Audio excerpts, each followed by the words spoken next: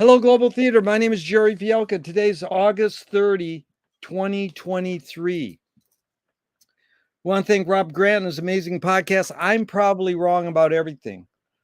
We also want to thank the Ann Arbor Film Festival for uniting people like me and Joey. Over the years, I've met so many great people through this film festival, and thanks to the Ann Arbor Film Festival. But this is part two with Joey Huertas.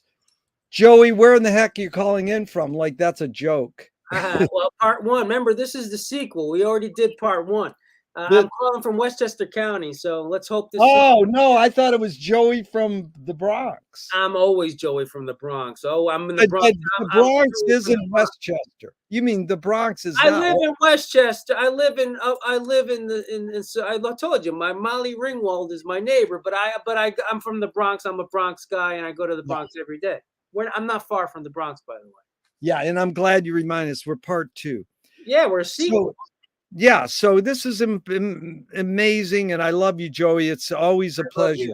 Yeah, so T.S. Eliot, the poet, said, poetry is outing your inner dialogue. What language is your inner dialogue in?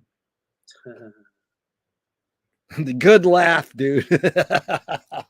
What language is my inner dialogue in? Yeah, the voice inside your head. What language is that? Prior to going live, we were talking about Diamanda Galas and the amazing work of Diamanda Galas, who I love. I love you, Diamanda.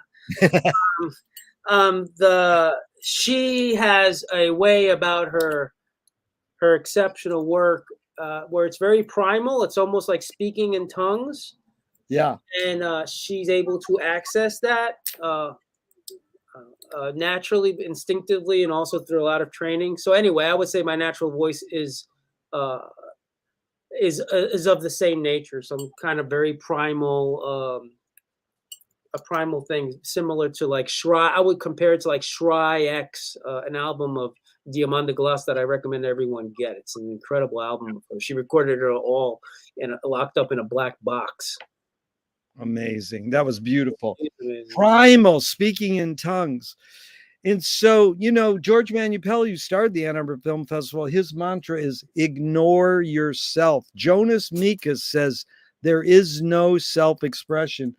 And Cecil Taylor said, I'm just a vehicle and this stuff just comes through me. Is art making, music making, filmmaking more self-expression or more you're a vehicle for whatever technologies, environments, and cultures are dominant? Yeah. I am a vessel. I am a vehicle. I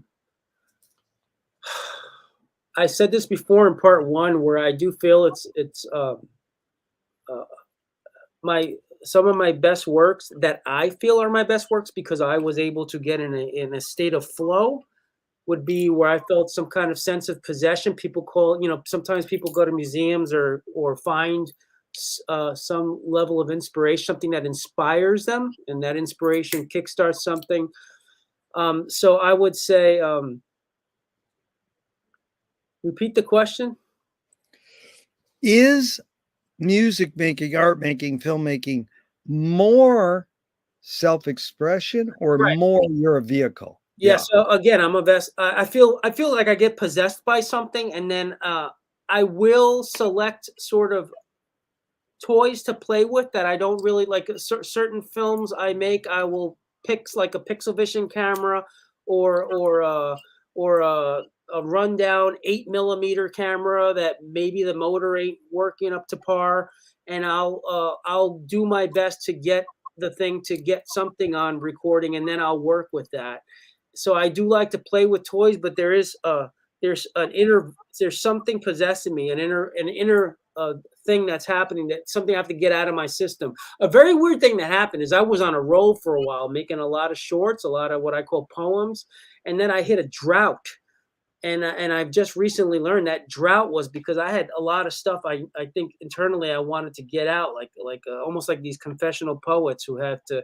It's cathartic, right? So I got it out, and then I had a little drought, and now there is something new I just figured out. I do want to get out of my body, get out of my system. So I'm doing it now with this feature film I'm working on.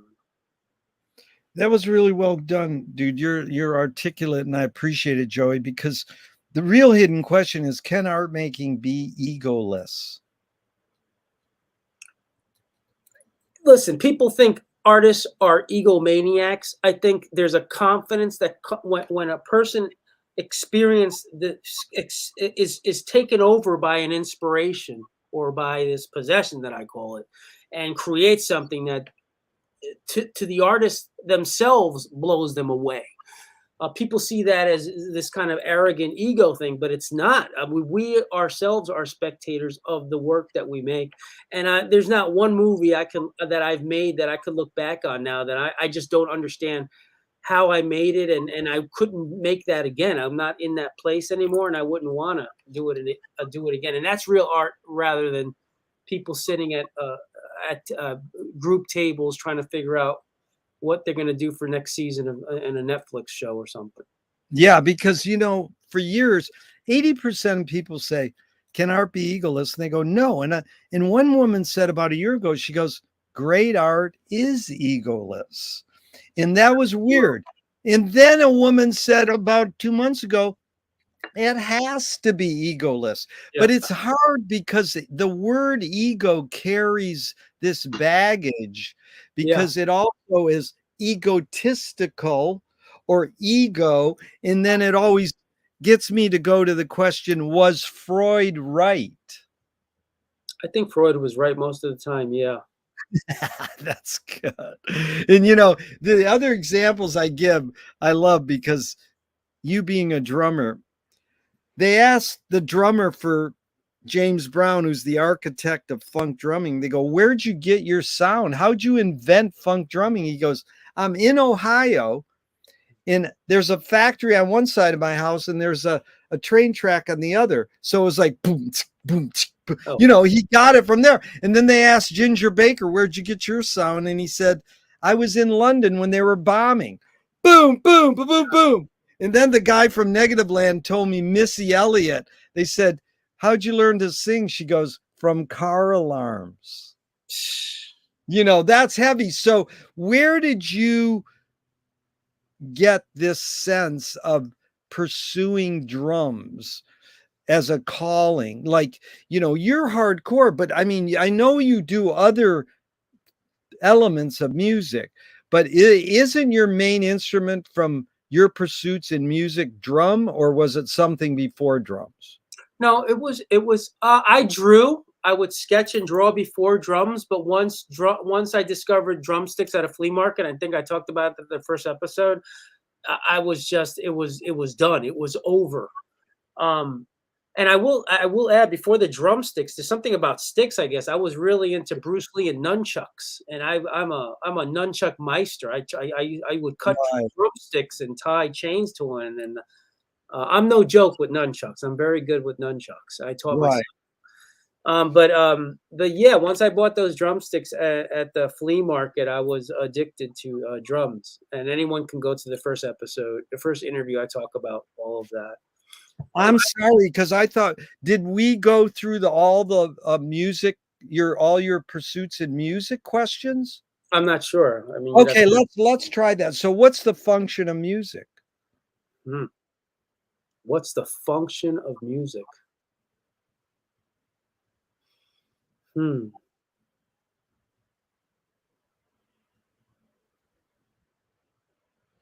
I think music is very.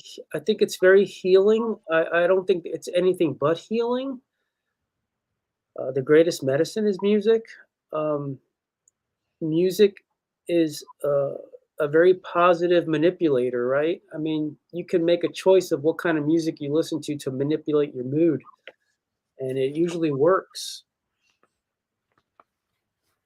Yeah, it's funny because John Cage said the function of music was taught by his teacher was to sober and quiet the mind, thus rendering it susceptible to divine intervention or influences. Mm.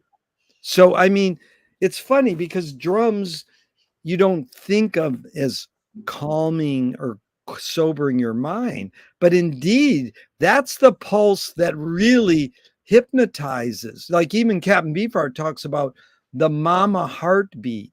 He tried to break out of the 4/4 beat because that's what you hear in your mother's womb. It's almost like 4/4 beat. So talk about that sense of polyrhythms. You know, we've talked about all these drummers that do polyrhythms, but there's also the essence of Bonham, isn't it? 4/4. Bonham had that lockdown beat, like almost like the AC/DC has, but you know, drumming. A good drummer is able to control all four limbs, and all four limbs will have their own individuality.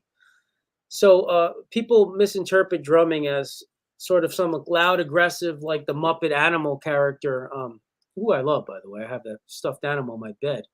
But drumming is a lot more than that. Drumming it is an instrument, and you know, I think what's challenging about playing drums is being able to control all of the four limbs independently.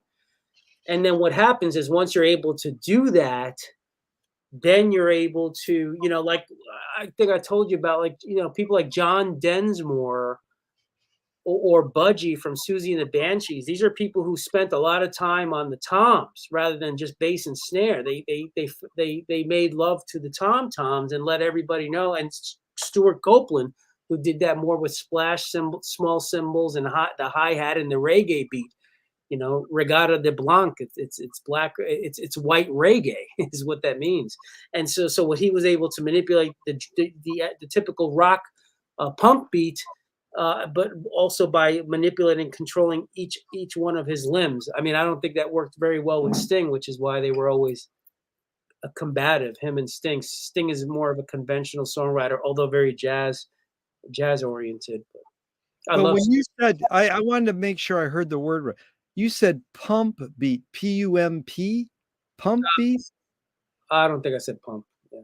What did you say? Punk beat. But the Police were a punk. Believe it or not, the Police were a punk band. No, they were, and it's funny that I misheard it because it goes back to that the the sound of your blood pumping. Is sort of maybe the root of the drum sound. I don't know if you read Mickey Hart's book about the origin of drumming, and you know, it's humans were like, hey, you know, what's the function of music? He says, hey, they're coming to steal our food, so this beat on this drum on this log means they're coming to steal our food. Yeah. So it was a communication tool. Go ahead. No, but that's the argument that's made. Neil Young made it. No, Neil Young with analog versus digital. You know, Neil Young fought hard to keep everything on analog tape. There are the way the sound and the low frequencies affect the body and our heart. Is analog does it in a way where digital can't. Remember, digital is capturing samples at 48 whatever how many samples per second, where analog it's just capturing every single wave that's going on, and it affects our body. And there is a valid argument to be made with analog versus digital, and how it affects our body. I mean, Plato said if you wanted to change a society, you do it through the music. Wow, that's a good one.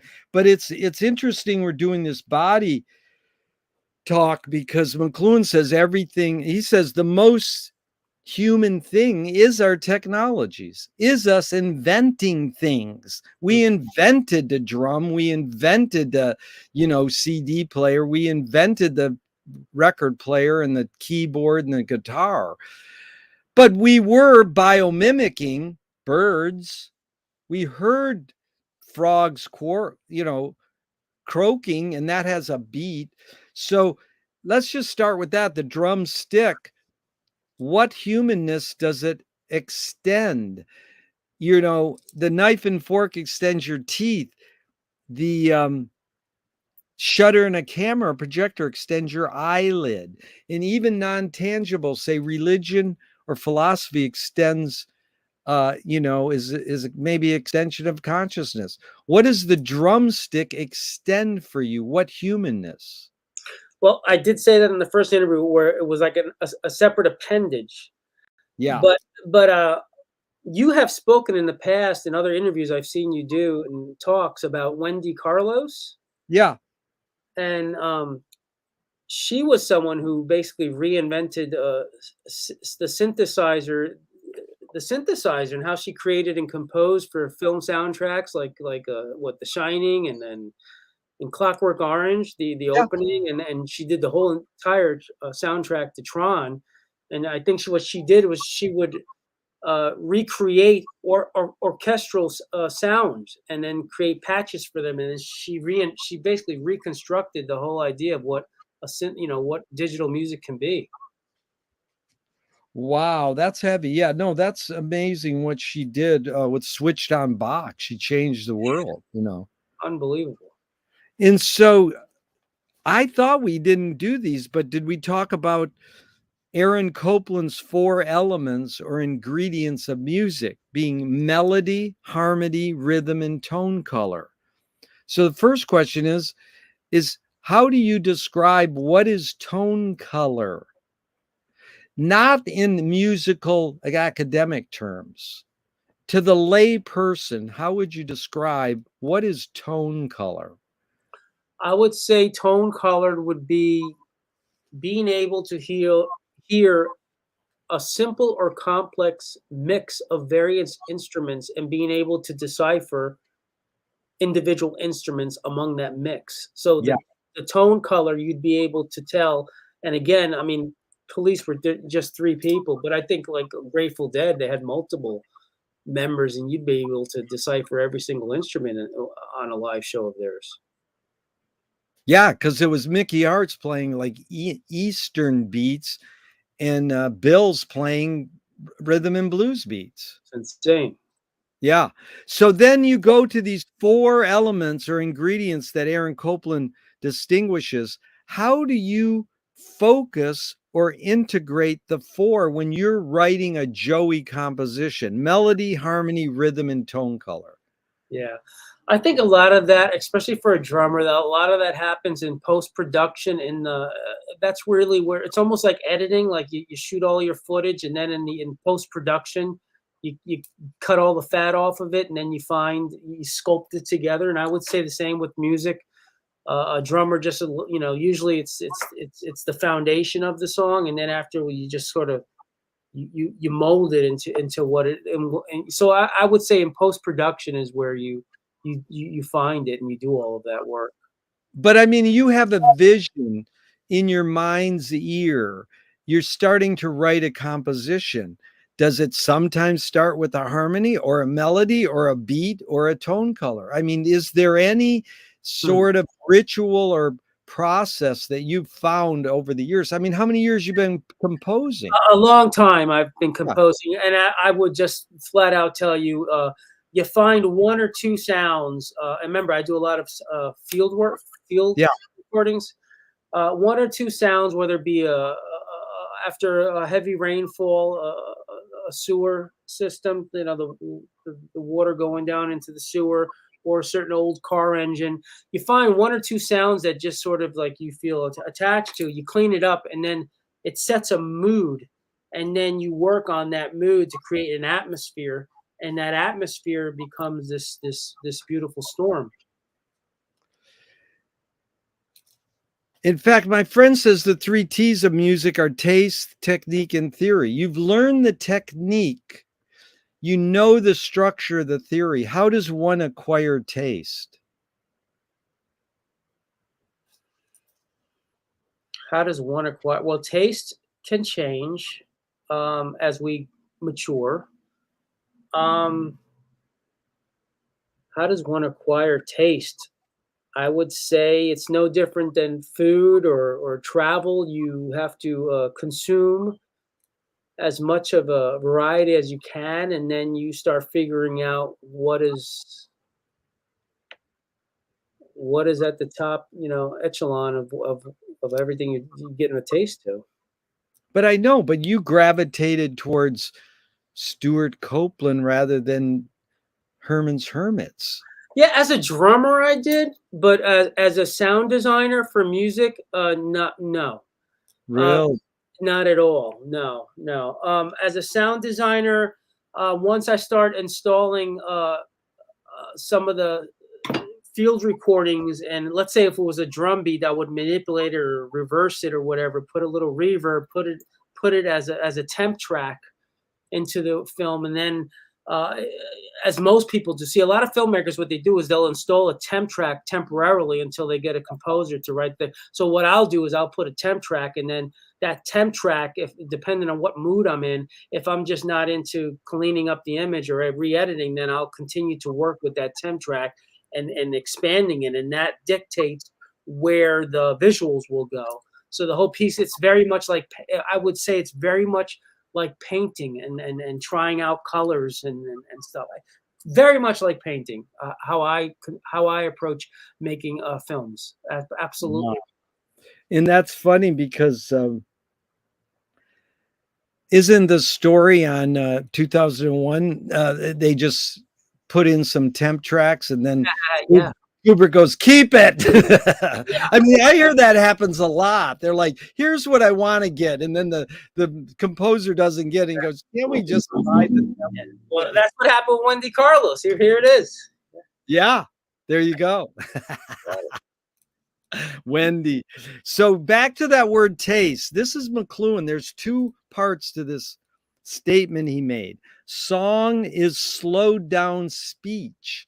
The reason cultures have different musical taste is ultimately connected to language difference. Any comment on that? Now I'll read it again if you want. Read it again. Yep. Okay, the first part is song is slowed down speech. The reason cultures have different musical taste is ultimately connected to language difference. You know, I could give you an example like gamelan. You know, it's very percussive and it's, you know, and it might drive some people nuts, but is it dry? I mean, a Western culture, but is it because of we're a different language speaking, verbal language speaking, or is it something else? I think it's an attempt to connect with other. I recently was hearing about the whales. I think it was a humpback whale that they just recently discovered that it's, or sperm whales. I'm sorry, that sleeps vertically. And what they do is they have a language where they have clicks, like 5 clicks, whatever. And this is the certain sort of groups of different types of sperm whales. And what they do is they'll go, let's say like 5 clicks, and then whatever they're looking at, they'll wait to hear back if they get 5 clicks back to know if that's part of their group. I would equate it to something like that. Yeah. Well, what's more fundamental, language or music? Music comes first. Yeah. You see that in the Doors movie. Remember that Oliver Stone movie, The Doors? How's it illustrated there? I think when he was going into his whole Lizard King, I can do anything, and he was all absorbed into the drugs and this, the music brought a whole legion, a whole group of people together, and it transcended, no matter how poetic or how great his lyrics was, it was about that musical vibe that he created that brought everybody together, you know. Yeah. That's it. It is amazing that you said music's a healing force. I constantly reverberate with that. That it's why is that? Why do you reverberate with that? Because I've seen people break down to their essence and relate to each other in watching, especially street musicians in Venice Boardwalk for 40 years. Like people walk by and really tap in to someone performing music free, not paying for a club or buying a record, but it's like breathing or walking. All of a sudden so, you know, you don't have to give money. And it's sort of that thing like, Joey, will you do a benefit for me? And it's like, if your friend works at the grocery store, you go, could you give me some groceries free? People think musicians don't need to be paid, and in a way it's like that's what ruined music. Recording it and paying it. It should be this ritual that people do together to be happy.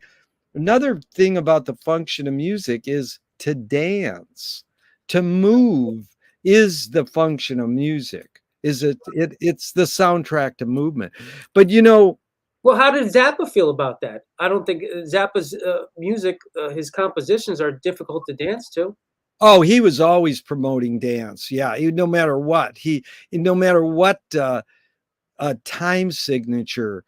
It's sort of like Thelonious Monk. I wanted to bring him up because it's like how Thelonious Monk would stand up and turn around. You ever see those films? I Yeah. mean, it's an amazing thing, and that's called epistrophe. He might have had like a mental or whatever you want to call it. I hate when people call, but he had to spin around.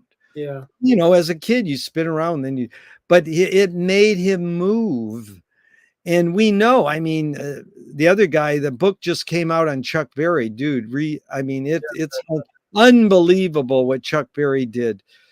But what is he known for? The duck walk. It's like, dude, the guy is a pioneer.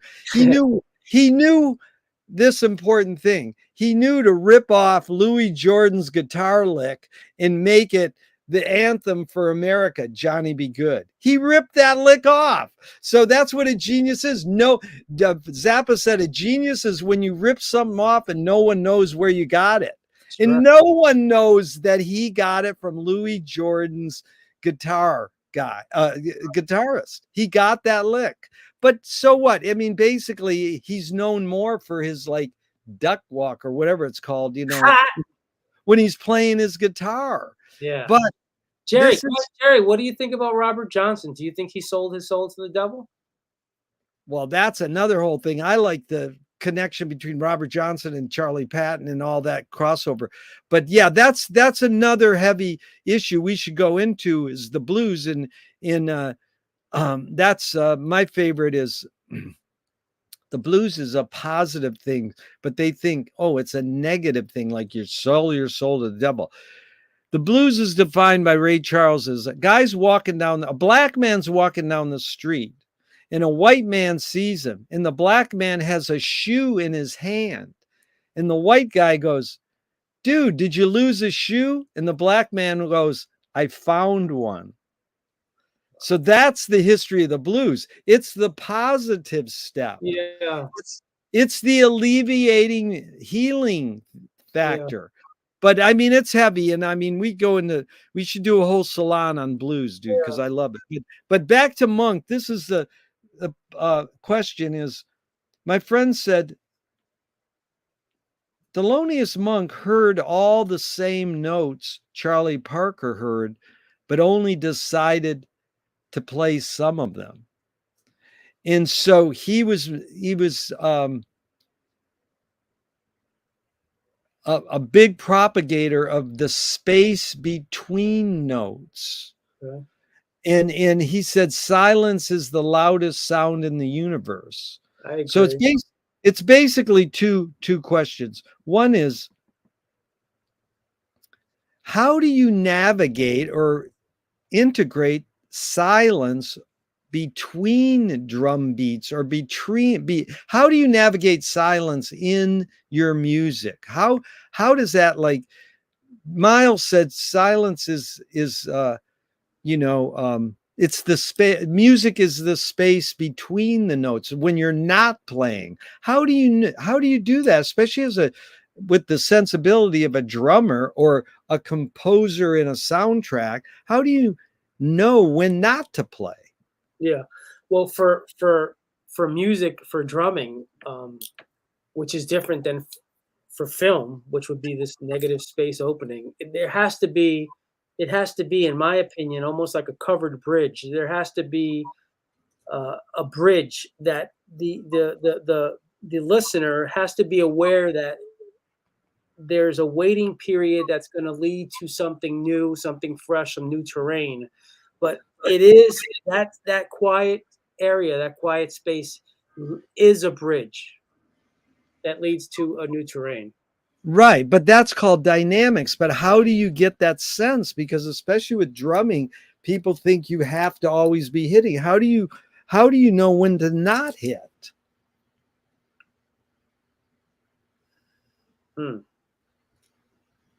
I would say that's good composition, Jerry. That's you have to make a choice as a composer to know how to implement those kind of dynamics for the bigger picture.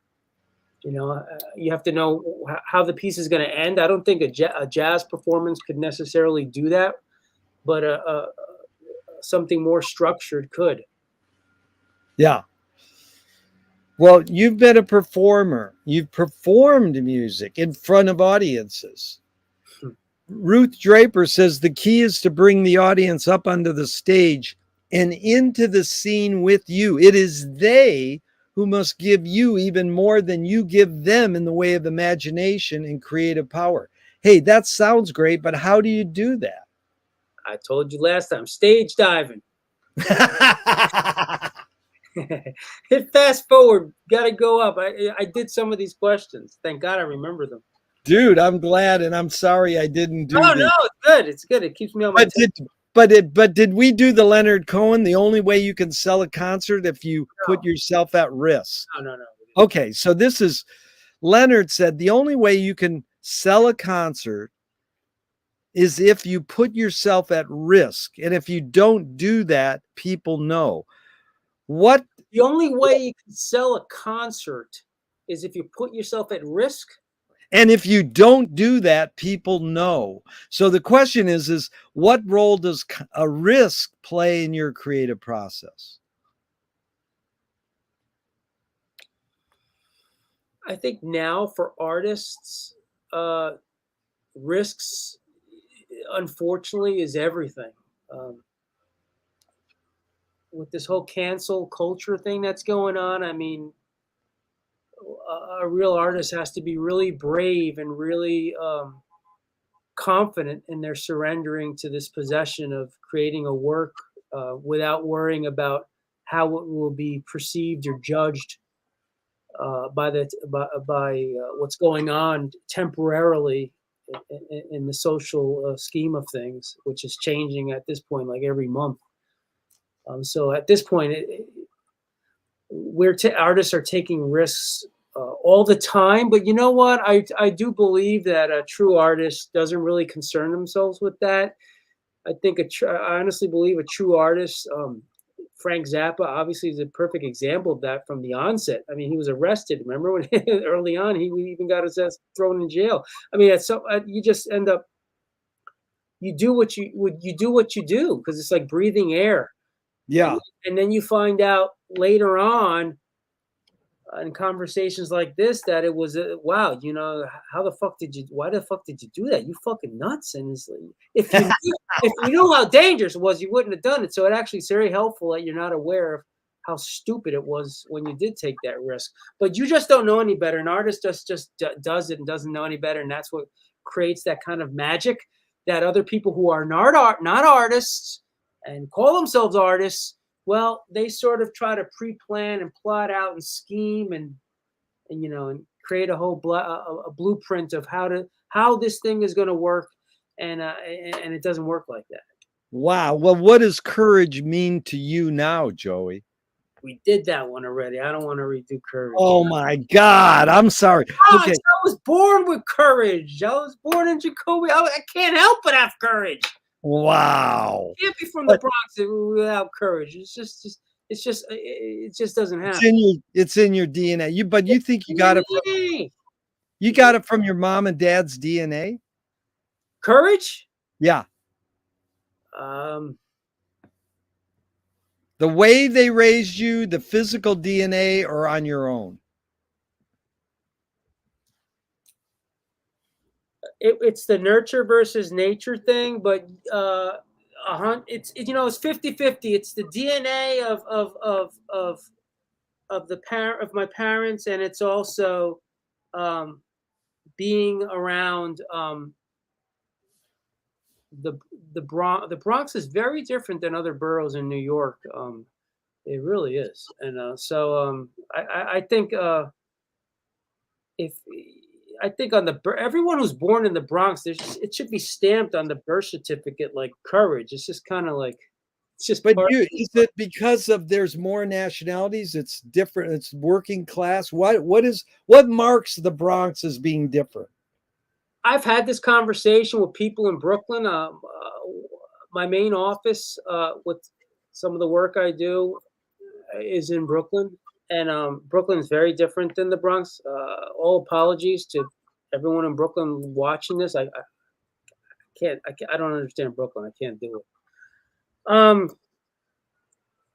I think the Bronx there's a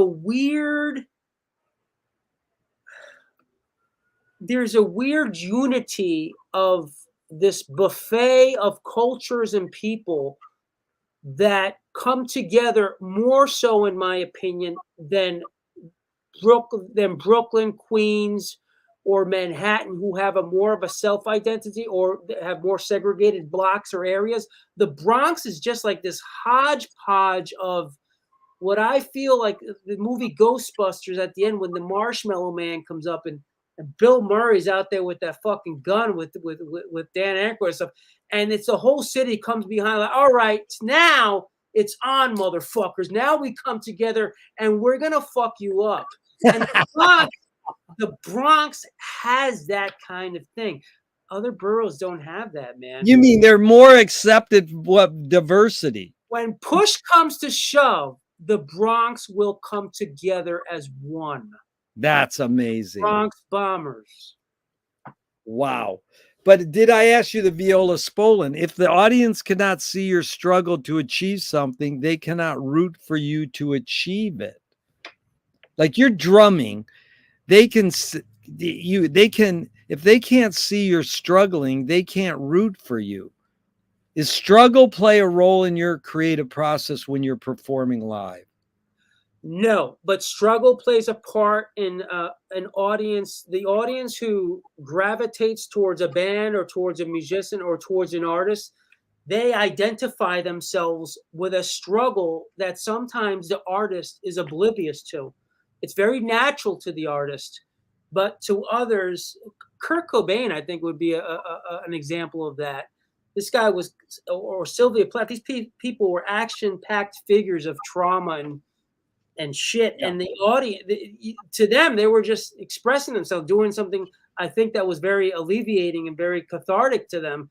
But everyone else outside who were like attached to what they were a voice of certain packs of a certain generation of a certain group of people, and I don't think they were never really aware of it, and they probably didn't want to have it. So it's like a curse. I don't even think they probably wanted to have that gift.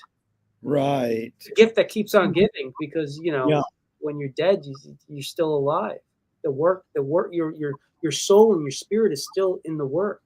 Yeah. Well, that's perfect lead into archiving. We didn't talk about that. I hope not. But let me ask you one more music question. Forgive me if I ask you.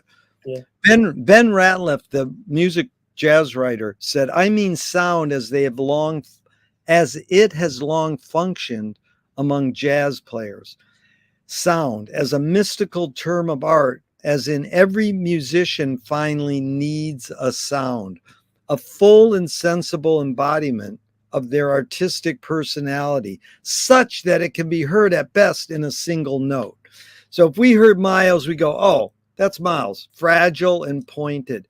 Oh, that's Coltrane, slightly undercooked or urgent," or Elvin Jones. You can pretty much tell in a couple beats of their music. But Ben would summarize the sound in 2 words. If a music writer that you really respected was going to summarize Joey's sound as a musician, what 2 words would you go, "They got me"?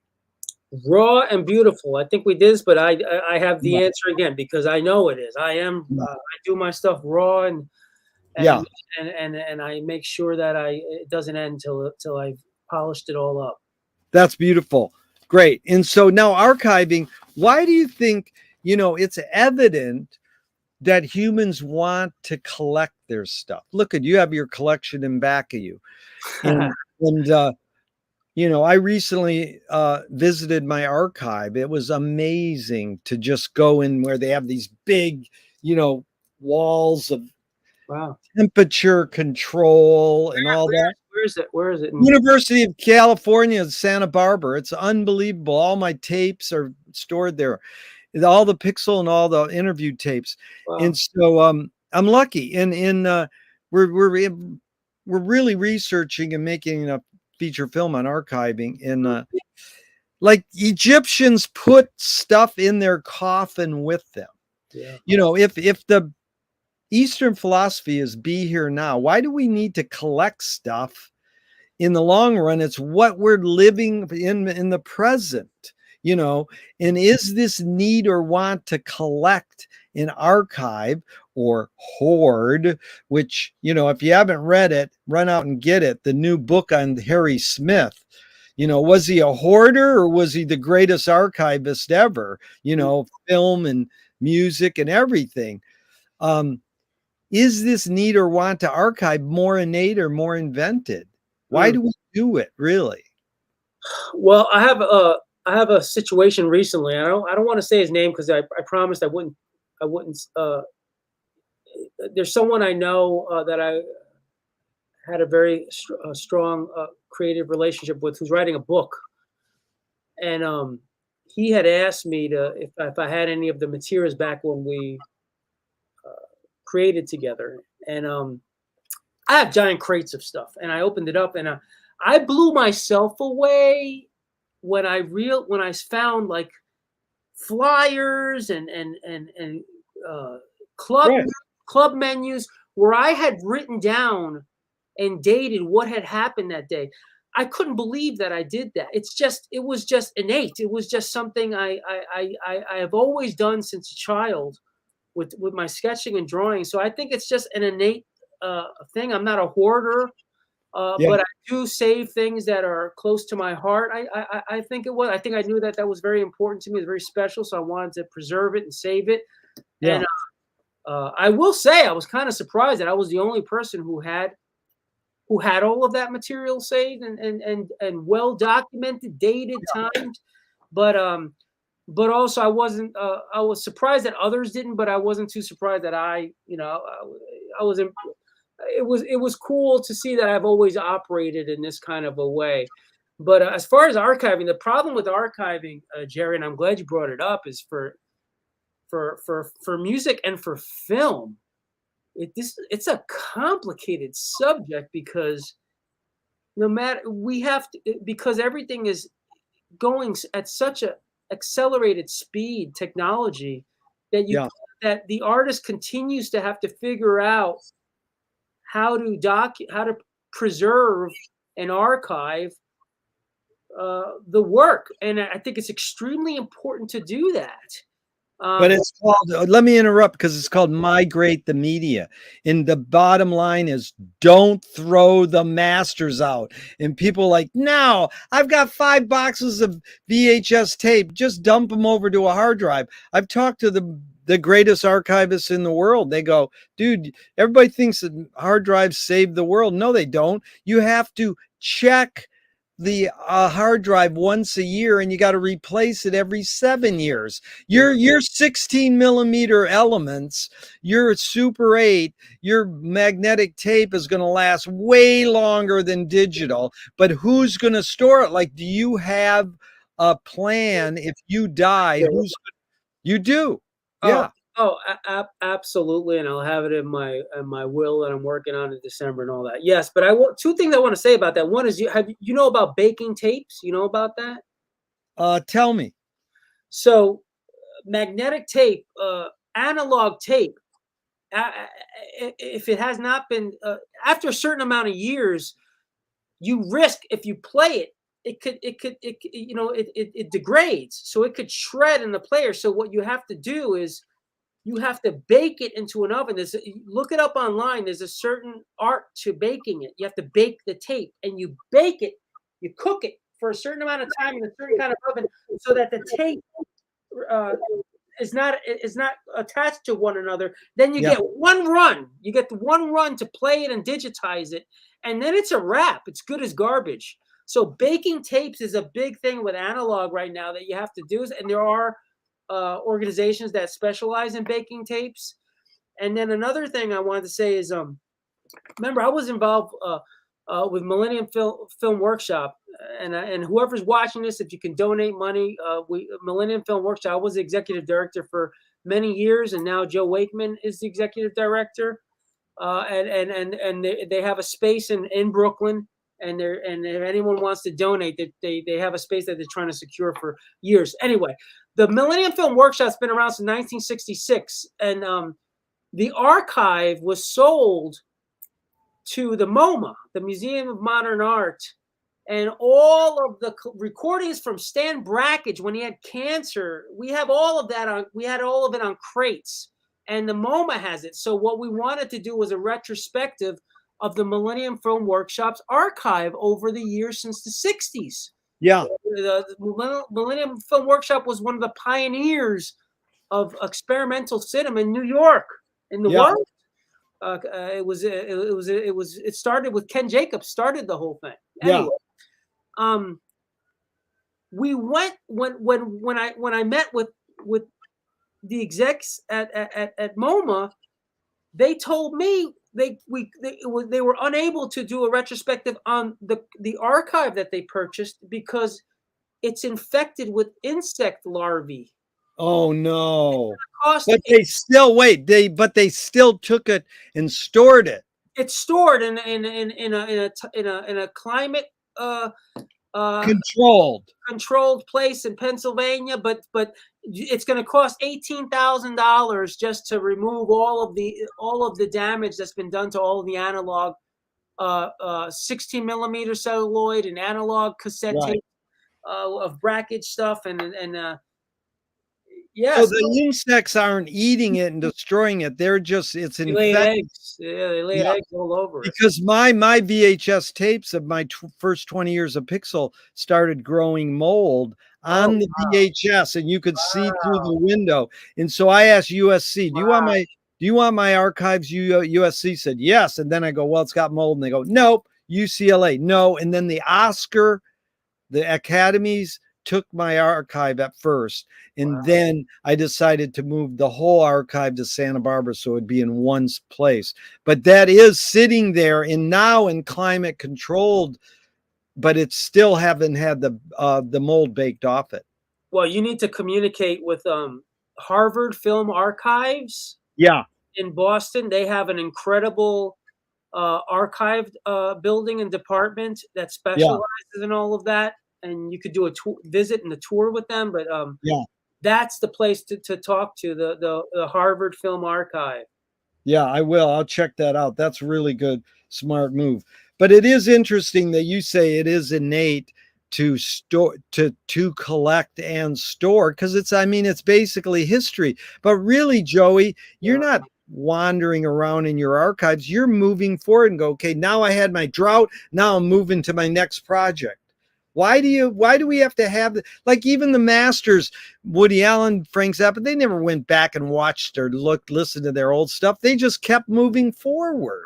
Right. So why do we listen to like Joe's Garage? Why would I go grab? That's us. But that's us being the consumer, or we're the consumer, the makers.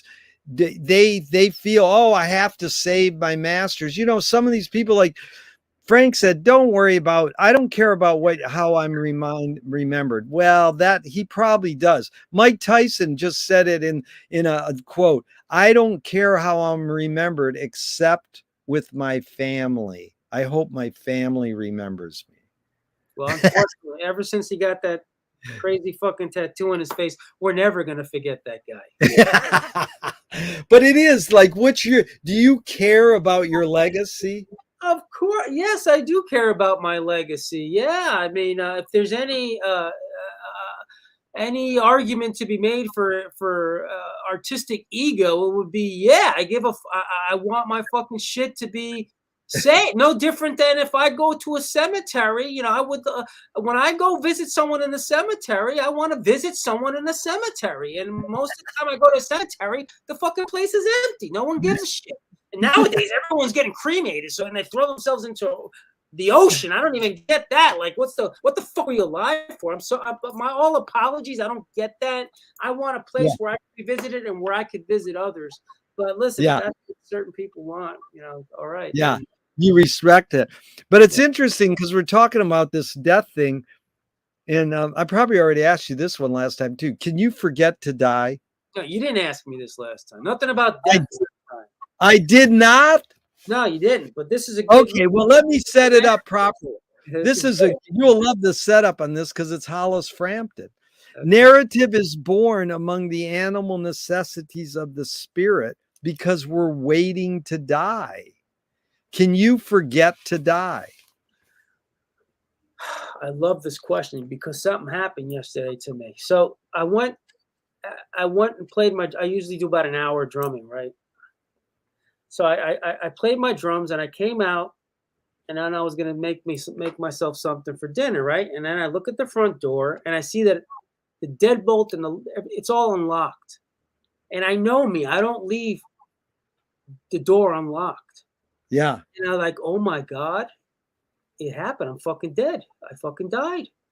This is like, so it's like I had to open the door, make sure my Bronco was outside, like the light. I made sure the cat was around. I actually thought, I was like, holy shit, I'm fucking dead. That is trippy. So what happened? You forgot? For some I think I was for some reason I'm all into, you know, I'm all into the band X right now. The punk band X, and I dash home to play fucking Los Angeles and the X albums. And I think I was so excited to fucking play Unheard Music and the X album that I fucking dashed in. I left the door unlocked. But I really thought I was dead. I was thinking about the Sixth Sense. I was pinching myself, and I was like, if I was dead, could it really be like this in the kitchen? And then I was like, you know, but then the cat was begging for food, and then I knew I was alive. And thank God you made it. And Joey, do you know DJ Bonebreaker is drumming well then? The drummer. Not well, but yeah, I do know the drummer. You know, he's a huge Captain Beefheart fan. And have you ever heard his solo stuff? No. Oh, yeah. It's really jazzy and marimba and everything.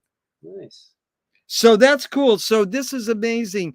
It's close to what Finnegan's Wake is by James Joyce, is that we fall down, then we get back up. So it's redemption. That's you laugh and you cry. That's the human condition. You die and then you're resurrected, or are you? We don't know. So McLuhan probed Finnegan's Wake, saying artists dream awake. Not to sound elitist, but everybody creates these scenarios when they're sleeping. But artists do that while they're awake. They dream awake. So have dreams played a role in your creative process? Well, regarding Finnegan's Wake and death, I would say Finnegan's Wake starts and ends mid-sentence. That's right. Thank you. I feel like that's the perfect metaphor for life and death. You kind of pop up, into the world, and then when it's time to go, it's usually unexpectedly mid-sentence. It's just like me seeing the door unlocked and I'm dead. Yeah. But if dreams played a role in your creative process? For the creative process, not for death. You talk about the creative process? Yeah. Have dreams played a role? No, I know Stephen King, I guess, writes down his dreams for dream journals. Yeah. Dream journal. Nah, I don't have to do all of that, to be honest with you. I have a very creative mind. In my opinion, the biggest nightmares are when you're awake and you're dealing with people out there in the world. Yeah. I don't have to go have a dream. Matter of fact, I look forward to my dreams because real life is the real fucking dream nightmare shit. I look forward to putting the AC and going to sleep and locking my fucking door, keeping away from all of that shit out there.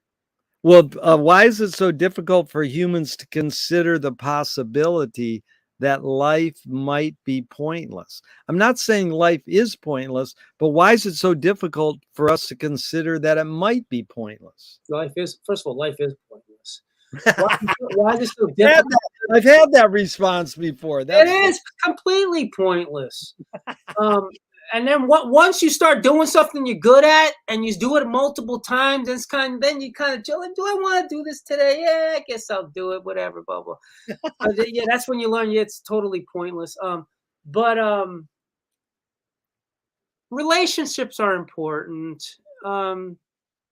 Because what relationships do is it passes something on to further generations of humanity, and I think there's something about giving and about contributing to mankind, to our species. I think there's something important and valid about that.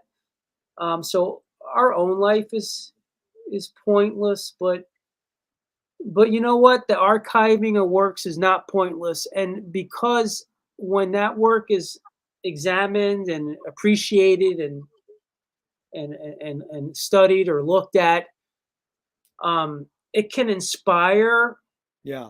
other artists and other works that take a little bit from that, and then they put a little bit of the other, and they make their own stuff, and it keeps the ball rolling. Yeah. And in that sense, that's where art becomes much more important than the artist and than us.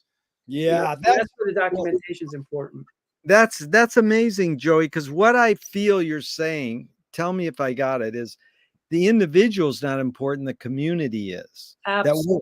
Yeah, that's good. So Lewis Carroll says, I believe as many as 6 impossible things before breakfast. Have you believed in any impossible things lately? Before breakfast? No, just at all. Have you believed in any impossible things? Have I believed in any impossible things? Well, some of the things other people will say they're impossible, but I don't believe in them. Well, name one thing that you believe in that could be impossible. The congressional hearings on these freaking UAPs, man, these unidentified aerial phenomenon. They went to Congress. They're fucking saying that people's lives are getting threatened by the fucking government officials. They're siphoning money from taxpayers and for these retrieval programs and these reverse technology programs. How come we don't hear about that? How is this bullshit? They'd be arrested if this was bullshit. Yeah. This is some serious shit. Listen, the radars capture something else flying around. You can, whether it's our drones, fucking Putin's drones, China drones, there's something up there flying around, and that shit's real, man. Yeah. Amazing. So, Joey, tell me one major element of your art, your creativeness that's changed, and one major element that stayed the same in the many years you've been doing this. What's changed is I pay closer attention to how some of my works can be frightening to people, because I feel all of my works from the Jump Street have always been quite comedic and funny, but other people don't find it that way. So you paid more attention to how people respond to your art. You can never figure it out, man. I did a movie called Home Wrecker, ends with an A, and I showed it at Syracuse International Film Festival. Ed Harris was sitting with me. I'm sitting there and I'm not thinking twice. The best experimental film, Home Wrecker. I was like, what? Like what? I thought this was the most. I never thought anyone would like that movie. It's because it's kind of scary, and it wanted. So you can never predict. You can never predict how others take in subject matter. But you're saying that's me paying closer attention to how something can be perceived, and treading those waters cautiously so that it doesn't affect the overall passion and sensibilities of whatever I'm trying to but the possession will take care of that, because when you're possessed by this inspiration, you won't allow yourself to do anything other than that. But I find all my movies to be very funny and comedic. But then I would be sort of have a dark sense of humor, which I guess I do have. Well, let's stay in comedy. What's the function of laughter? What's the function of laughter? To make the person making other people laugh happy. Yeah. Gurdjieff said the function of laughter is the reconciliation of yes and no. So McLuhan loved to quote Steve Allen, who said, behind every joke, there's a grievance. I said, even drop the word every. Behind jokes, there's a grievance. Any comment?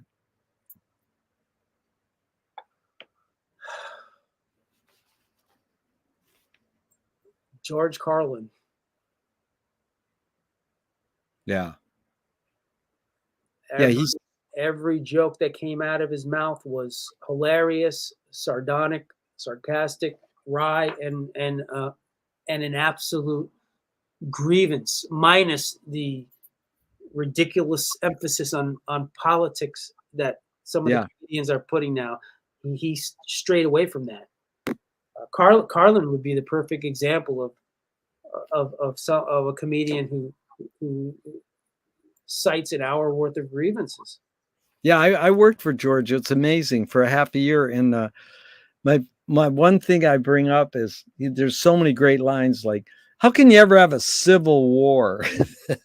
Whatever happened to letting kids stare out the window? But this one really got me, which is kind of brutal and brutal in a way, I think. Anybody who's anti-abortion is so ugly you wouldn't want to fuck them anyways. Whoa, that is ruthless. That's ruthless, man. But you know, the rise with satire news. Okay, I was raised with, that was the week that was Mad Magazine, then Saturday Night Live news, and then I remember Mad Magazine. Yeah, and then there's this big article in Atlantic. You should read it or glance at it. New issue about how Jon Stewart paved the way for Tucker Carlson, who's a deadhead, by the way. So it's just it's how the news changed from being a not making profit, just reporting, to now we can make a profit. Jon Stewart made a lot of money and had a big, and then kids go to Colbert now to get their news. Live. And so does satire news more pacify or more activate people? It tries to activate people, but I always lean back on like SNL, back with the Aykroyd and Gilda, Chevy Chase days. The SNL really nailed it best, how they approached making fun of politics. They were pretty fair back then, I feel, and I think now it's just it's not really fair and balanced. But like Alex Baldwin playing Trump, it's like, get over it. All you're doing is empowering him. Then my friend was so proud. He says, I took the mugshot and made a t-shirt. I'm like, oh my God, please. So this is to art itself, and comedy, art. You've said comedy's played this role in your art making. Mike Kelly said, art is making your problems other people's problems. Wow. Any comment on that line?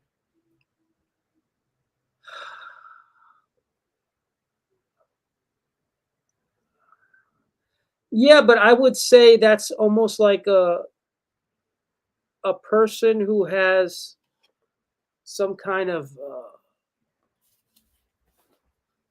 disability, and they basically are unaware of how they're harming themselves and others, and they're kind of oblivious to it. Yeah, a lot in these relationships, particularly people who have these personality disorders. And they sort of wreak havoc, but they're just unaware of how much damage they're doing, and it's not really intentional. Is perception reality?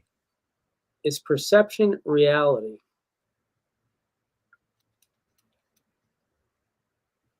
I think that cult who committed suicide with the blankets and the sneakers with Halley Comet, I think they really believed they were going out of space. So I think that was reality to them. Yeah. So yeah. I went to their workshop in Marina del Rey before they committed suicide. We said, well, let's just go check it out, and sat there and listened to them talk. Weird. So Listen, write down World Fellowship Center because you need to go there because your film Awake, which I saw, reminded me of Seabrook 1977, this protest movie about this nuclear plant they were making in New Hampshire. yeah. And it's called Seabrook 1977. If you can't find it, I'll get you a copy of it. World, what's the second World word? Fellowship Center. It started right prior to the World War II. Okay.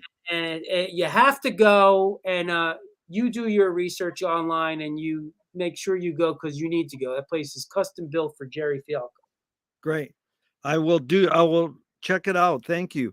Moshe Feldenkrais works with healing and movement. He says it's literally possible to identify a weakness and incorporate it to become a strength rather than we're usually taught to overcome a weakness. Tell me a weakness you turned into a strength. A weakness I turned into a strength.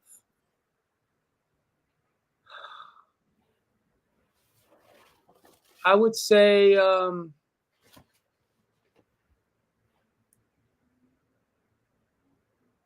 how I perceive the narrative of the world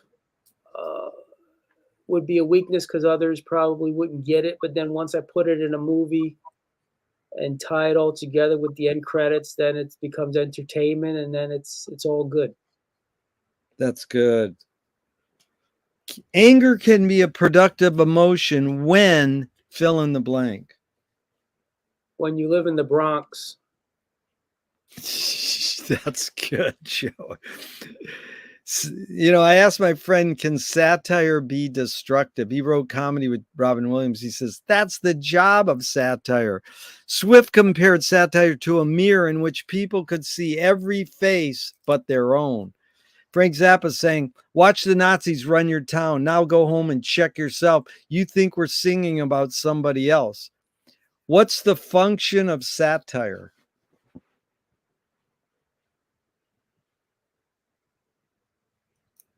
I think with satire, there is an artistic arrogance and ego that is important because what satire is doing is it's intentionally taking a look at something and mocking it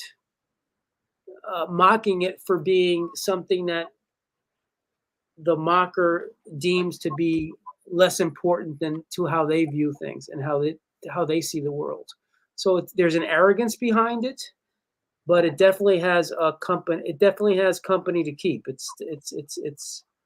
But it's also it's a niche. Yeah.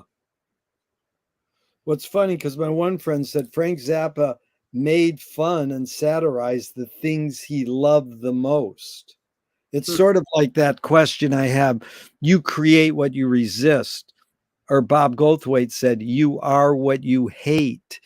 James Joyce said, it's a curious thing how your mind is super saturated with the religion in which you say you disbelieve. And Louis Buñuel said, thank God I'm an atheist. So what is that? Any comments on that line? You create what you resist. I'm not saying you, Joey, but one creates what one resists. Any comments on that? Yeah, I would say, yeah. When I told you about the comedy and stuff that's scary and comedic,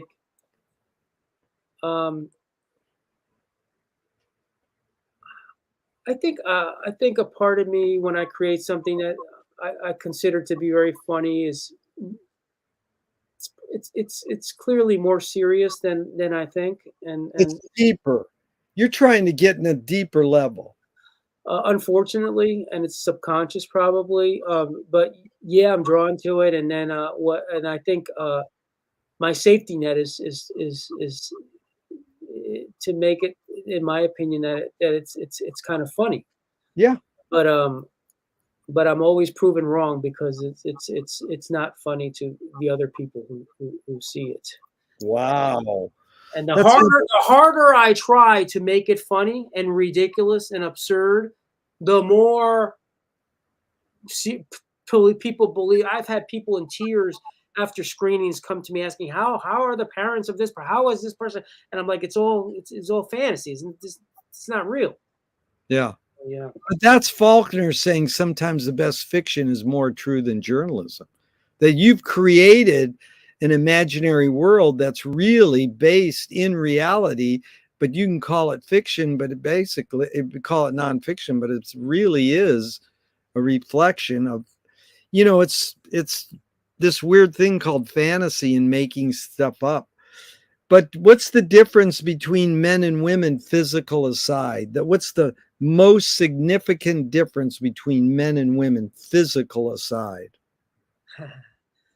So that question posed to me. Did you watch the recent debate? The first. I missed it.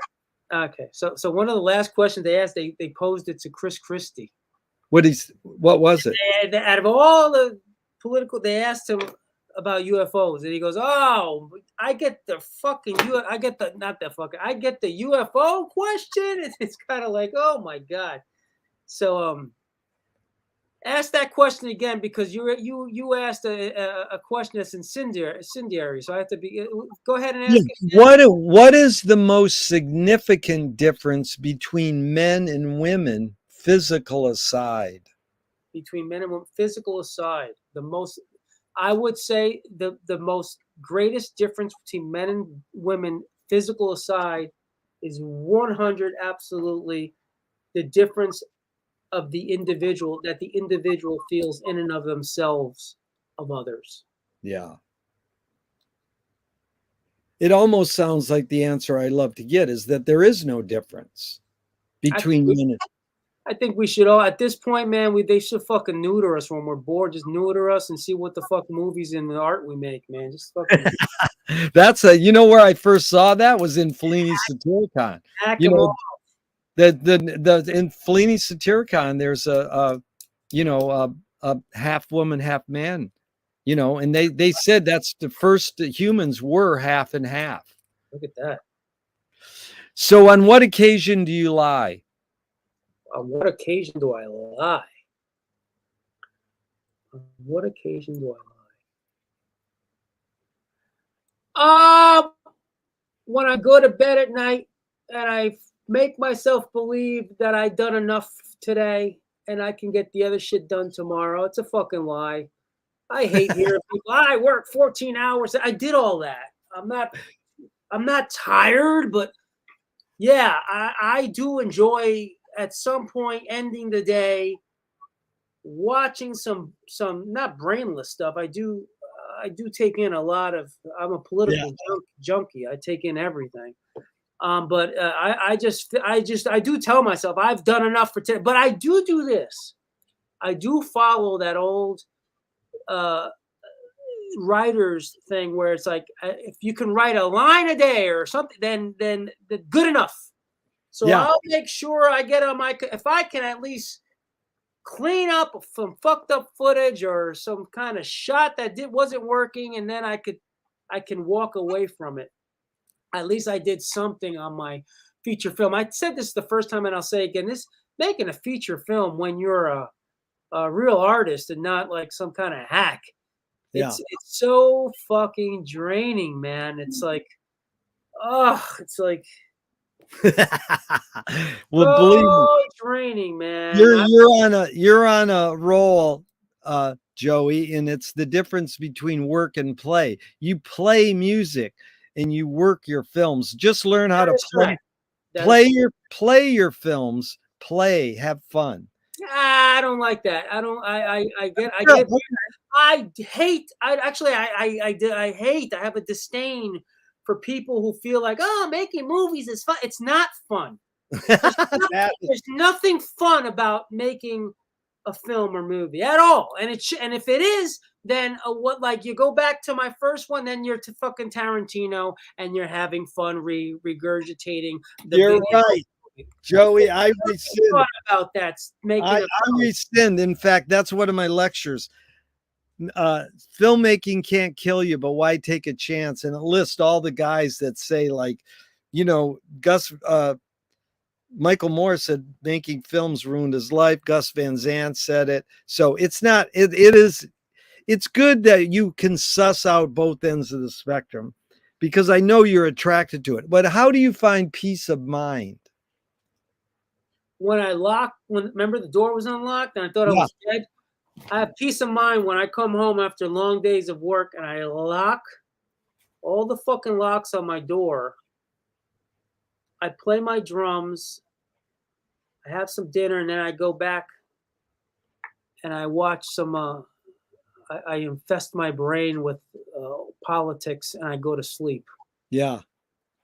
Okay, so here's 5 Alan Watts questions off the top of your head in a couple words. 1, who started it all? God. 2, are we going to make it? Yes. 3, where do we put it? In archive, you got to archive it, archives. 4, who's cleaning it up? The maid when you hit it big. 5, is it serious? No. Dude, you're knocking them out of the park. We got a few more and we're out of here. This has been fun.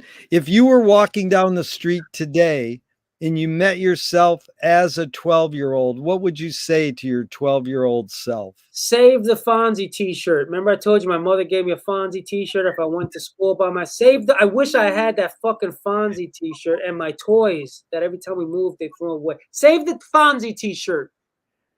Can't you buy one online? I met Henry Winkler's on the fucking street. It was fucking crazy. Nice. We both locked eyes, and it was just like we had this dialogue between our eyes. It was fucking wild. I love that when you can talk with your eyes. But can't you buy one of those shirts online? Maybe, but I wouldn't even want it. It has to be the authentic shirt. It's kind of like underoos. You remember underwear that's fun to wear? I had underoos too. But I would want my Fonzie t-shirt. That's an orange Julius. You want an original. Yeah, and the orange. Remember the mall used to get the orange Julius? Oh, definitely. man, I love the orange Julius. Which way should toilet paper come off the roll, over or under? Neither way. You should just gush water out and just clean yourself up and leave the fucking bathroom with the towel. If a publisher was to release your autobiography off the top of your head, what would the title be?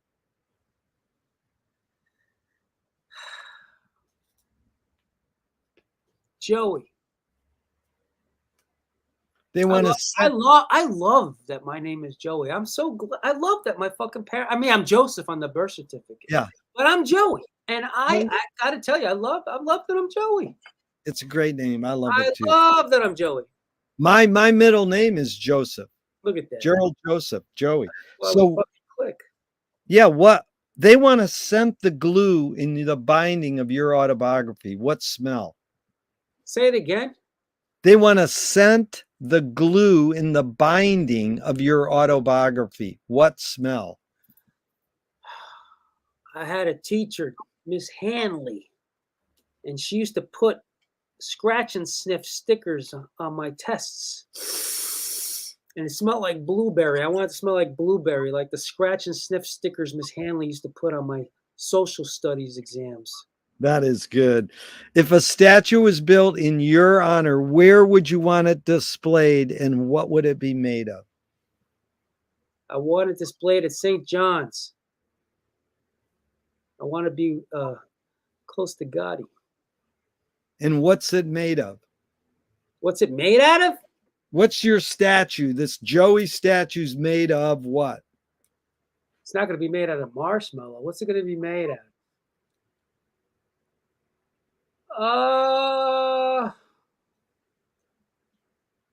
What are you going to make my statue out of? Wow, that's a good question, man.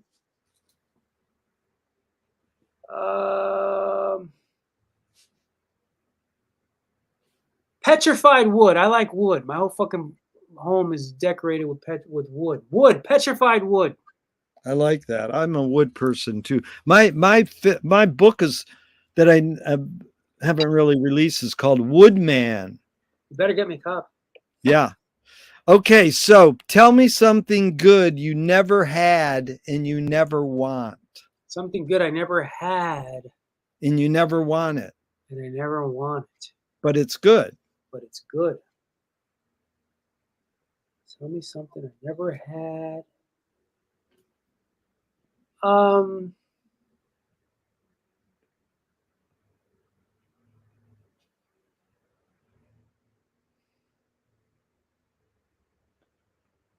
Something I never had.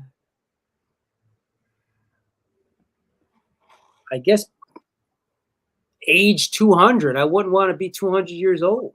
I had that answer. Immortality, age 200. Yeah. Okay. If you were in a vat of vomit up to your neck and someone threw a bag of shit at your face, what would you do? I would talk. I would try to talk to the person and take them to McDonald's. I mean, that has got to be the greatest answer, Joe. This is one of my great. I wish you could meet the guy I learned this question from. He was from New York, and he had a wife and a great family, but he's basically stayed on the boardwalk as an old man, as an altacocker. And he was just an old guy, but he was so New York and Newark jazz. He used to hang out with Billie Holiday and Charles Mingus, and he knew all the experimental film. I mean, he was like one of my heroes. And it is a weird question.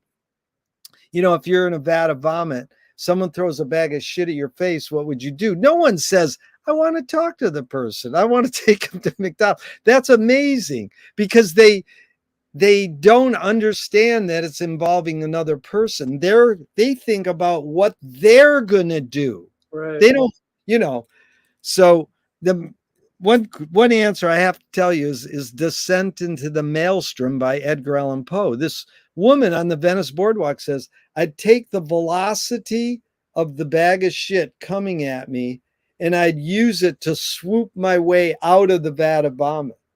And that's like in Descent in the Maelstrom, the short story by Poe, is the sailor is smushed by his boat in the storm, and the broken boat parts are swirling around to his death in the whirlpool, and he just studies the patterns and swoops his way out of it. And that's what McLuhan said in his first paragraph in his first book. We're drowning in information overload. We can actually we can study the patterns and swoop our way out of it. We don't have to drown, What's the cultural shift you see developing today that inspires you?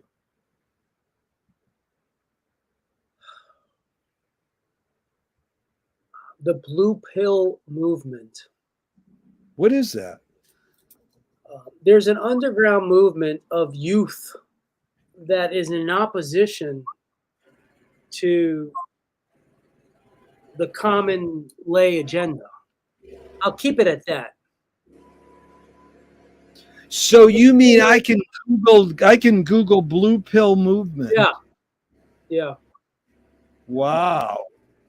And so Utah Phillips is an activist and a folk singer, and he said, anarchy is making rules for yourself and not other people. Who's entitled to make the rules? Ask that again. Say it again. Utah Phillips says, anarchy is making rules for yourself and not other people. Okay. Who's entitled to make the rules?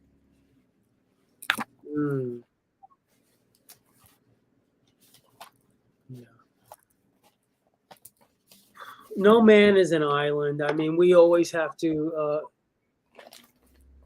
acknowledge that there are others around us, and we do have to make rules that are in cohesion with our our fellow folks around us. So I don't think we make our own rules. I think you definitely have to have some kind of board of cohesion.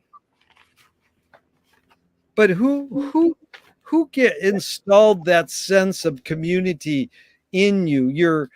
Your Bronx family, your mom and dad? Did you get it on your own? How did you learn that that community is important? I have no family at this point. But as far as I mean, did your parents teach you the value of community, or did you get that on your own? I got that from music. I got that when I got involved in the punk rock Yeah, movement. I found a community that accepts all, yeah. and I feel honored to have been a part of that. And I think I pass it on with my work and my aesthetic of how I view the world. But definitely through the punk world I got involved in. That's amazing. You know who I interviewed the other day? Xander Sloss, the bass player for the Circle Jerks. Oh wow! Oh, Yeah, you what episode is that? say it again. Is there an episode number for that? Yeah, no, I don't know the number, but you just go to live videos, and I'm probably wrong about everything. Oh, Yeah, no, he really covered the waterfront, and I think we should, what we should do, Joey, in the futures is pick a topic and do a salon with like four that's awesome. people. Oh, that's great. Yeah, Great. and then this thing about uh giving oneself one's own laws, that's amazing, because that's what the etymology of the word freedom, it says freedom is giving oneself one's own laws. Yeah. So T.S. Eliot said freedom is only truly freedom when it appears against the background of an artificial limitation, which caused McLuhan to say, how are we to argue with people who insist on sticking their heads in the invisible teeth of technology and calling the whole thing freedom? So what does freedom mean to you now? What does freedom mean to me now?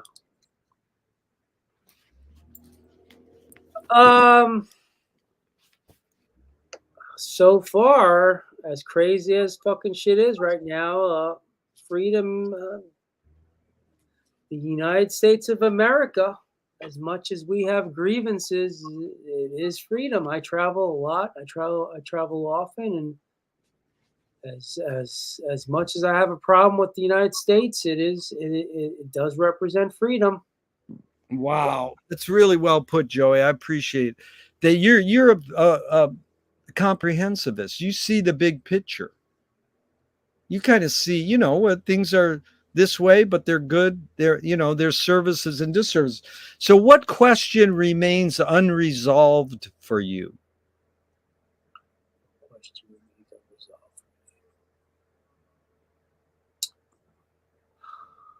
The divorce rate, Jerry. Why can't we just fucking get along and stay fucking together, man? Divorce rate, it keeps increasing, and it just fucking make love each other, talk it out. This fucking divorce rate is fucking off the chain, man. It keeps. I think you nailed it. Talk it out. That's what I am so fortunate to have a wife. Come on. I have a wife that we can lay the cards on the table and just go, let's just talk this out. Come on. Talk it out. Work it out. Be a team. That's it. Beautiful. Come on. Joey, how has drums, playing music, shaped your behavior? And then how has film shaped your behavior? Yeah. So drums gave me a confidence in myself. I am a good drummer, but I still gave me that. It initiated the confidence, and film gave me a reason to talk. So the drums, at this point, I do it in about an hour a day. I said, so that it's almost like going to the gym. It's cardio at this point. I do it. I love playing drums. I do not want to be in a band again. I don't want to go back to that.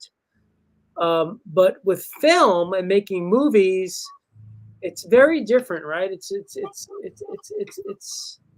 I feel a deeper responsibility to leaving behind. I'm not going to leave behind my drum beats or what I'm doing in that back room with my fog machine and the colored lights. But with the film, I think I do. I think I do, and I feel I do. And I've had other filmmakers inspire me. I love ordering Criterion series, which are deep dives into films, and Yeah. I try to approach what I do in that same kind of a way. And one day when I'm dead and the door is unlocked and it's because I'm dead, well, someone will find my shit in a fucking archive and they'll be like, wow, and maybe they'll twist what I thought was funny and they'll make it not as funny and vice versa. Beautiful, Joey. Thanks for laying your cards on the table. I got a couple more and we're out of here. Thank you so much. It's been so enlightening. Man, I love doing this shit. Yeah. So Thornton Wilder, he said, 1928, art is confession. Art is the secret told. But art is not only the desire to tell one's secret, it's the desire to tell it and hide it at the same time. You've laid your cards on the table for over 90 minutes in part two and over 2 hours in part one. What's it really all about for you?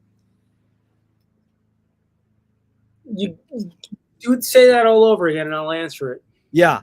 It's basically what Thornton's saying is art is confession. It's the secret told. But it's not only the desire to tell the secret, it's the desire to tell it and hide it at the same time. So you've laid your cards on the table. I'm not insinuating you haven't already answered this, but what's it really all about for you? Yeah.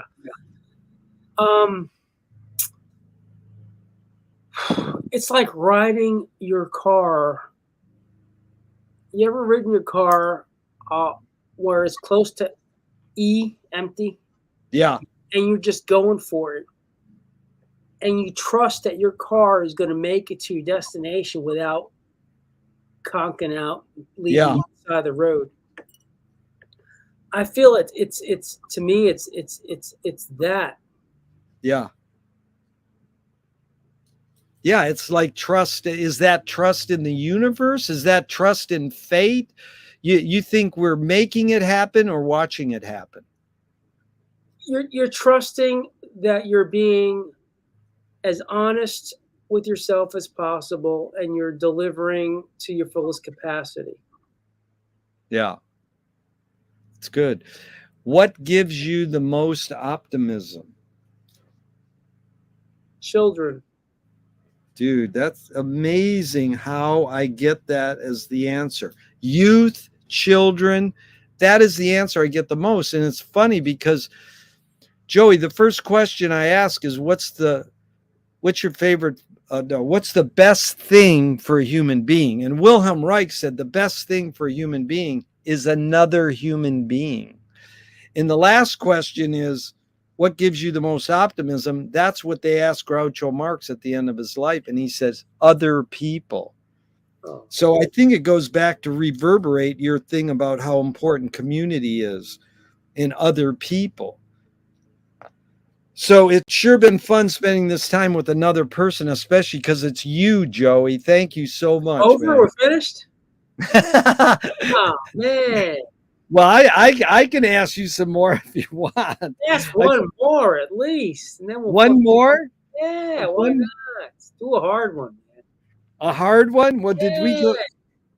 Oh, well, here's the perfect one for you, man. This is introducing Tarkovsky.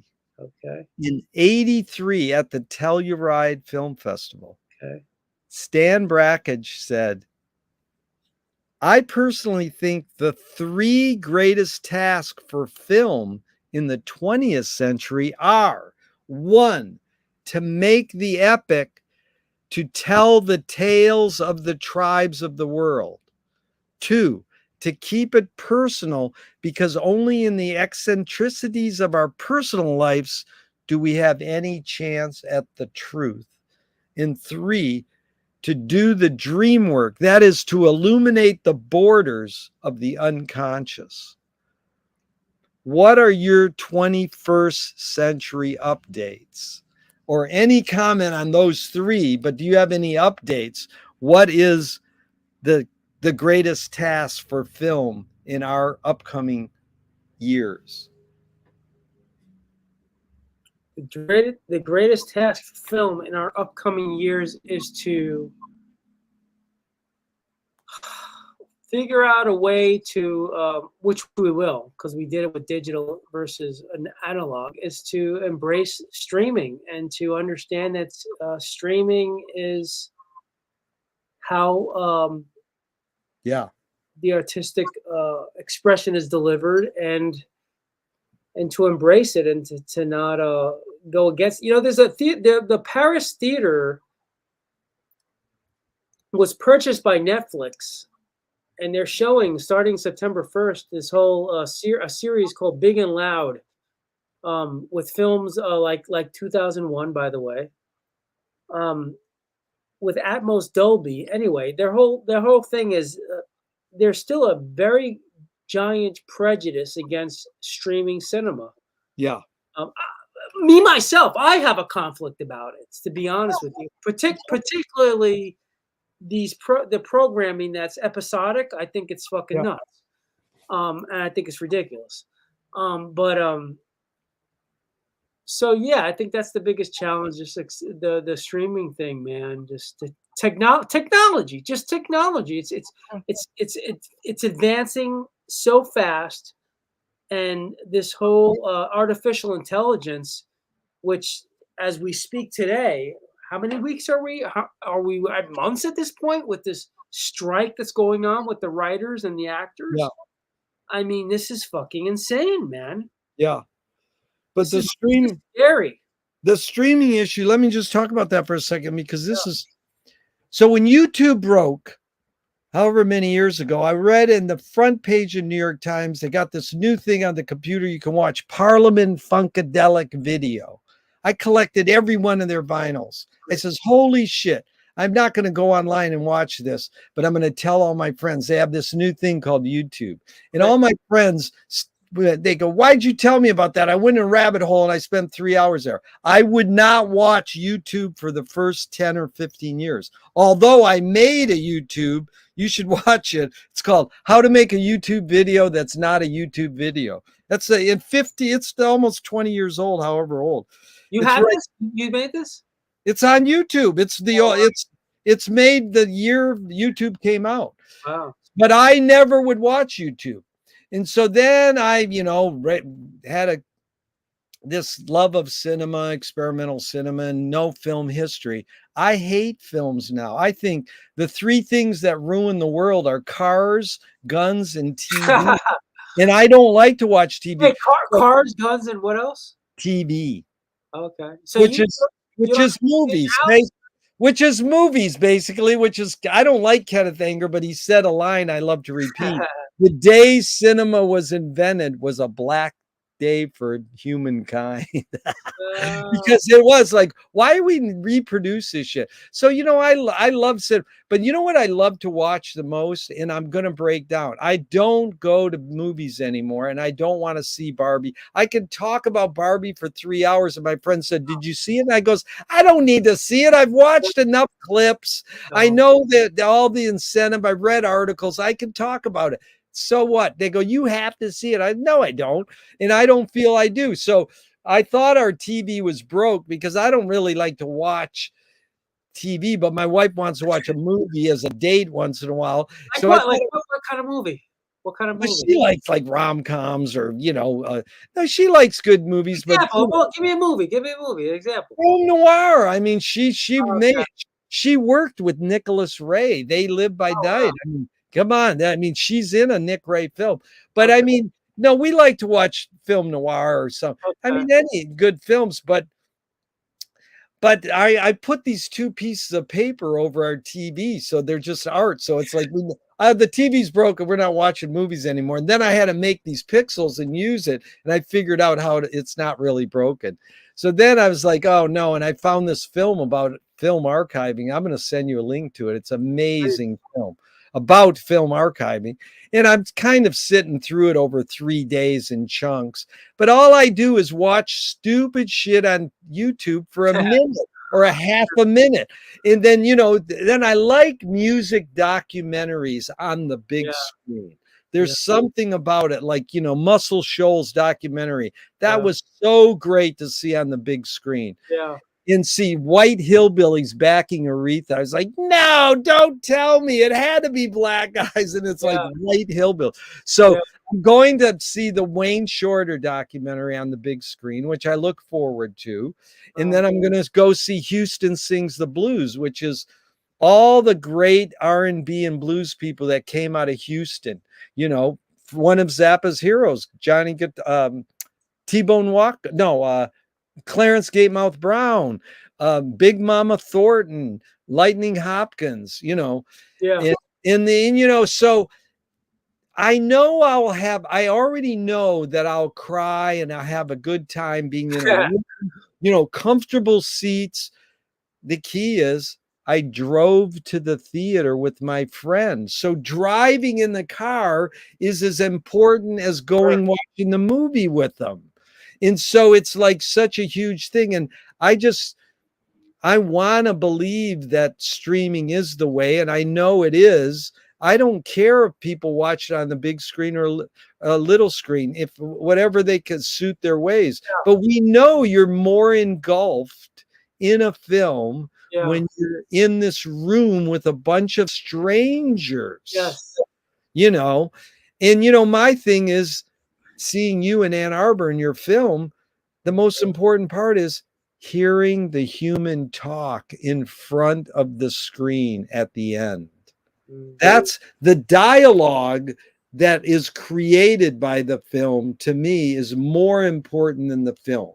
That, you know, what Ann Arbor Film Festival is for me is talking to people in the lobby, you know, and that's, you know, and it's good to be, you know, we could relate by painting or by punk rock or by whatever, but it's like the community it creates. So I think your opinion of streaming is important because, you know, Marty's in this film. We've got to start Film Foundation and preserve films. So he made this booklet and he'd go to the studio executives and he goes, here's all the films that your studio's made and here's instructions on how to preserve them. And these guys go, what the fuck? You know, the woman said it best at the beginning of the film. She said, it's like comic books. You don't see comic books. You just read them and throw them away. And that's what they did with movies.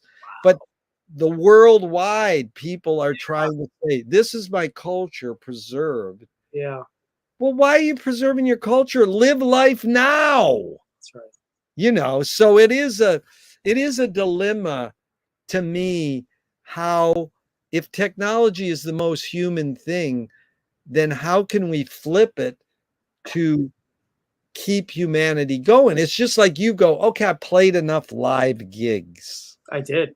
And, you know, lugging drums and all that. Done. Not happening no more. Done. Done.